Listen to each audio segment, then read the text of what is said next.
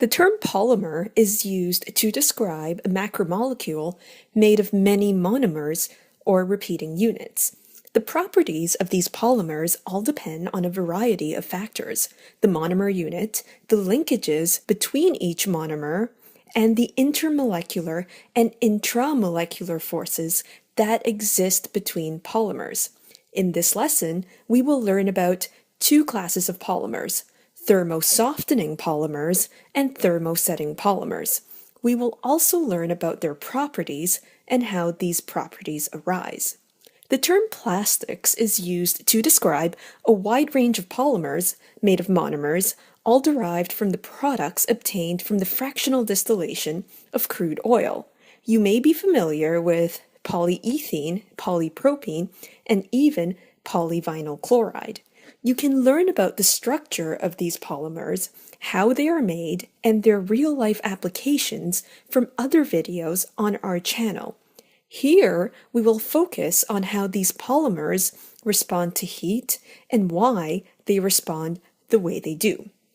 Polyethylene, polypropylene, and polyvinyl chloride are thermosoftening polymers. This means that they soften when heated. When soft and in liquid form, they can be molded into many different shapes.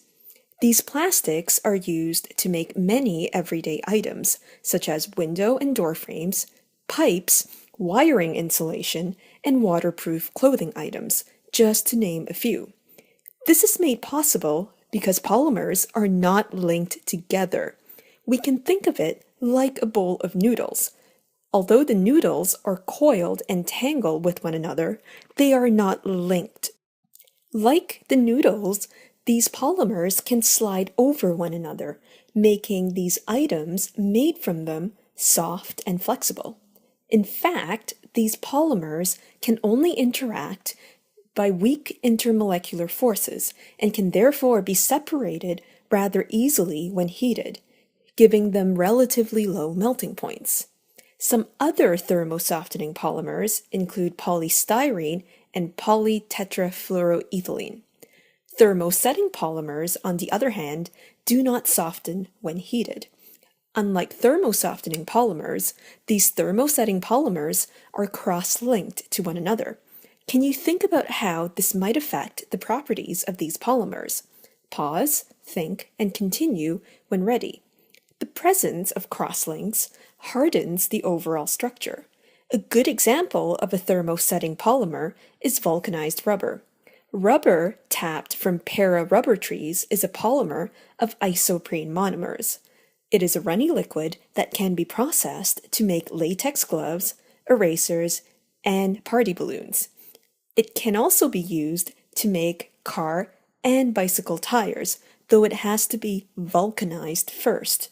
For the vulcanization process, sulfur is added so the disulfide bridges link the polymers together. The presence of these cross-linkages greatly increases its strength and therefore does not soften easily when heated. Let's think about it. No matter how fast you ride your bike, the tires do not change shape. Some other examples of thermosetting polymers include a substance used to make old TV sets and certain types of strong glue.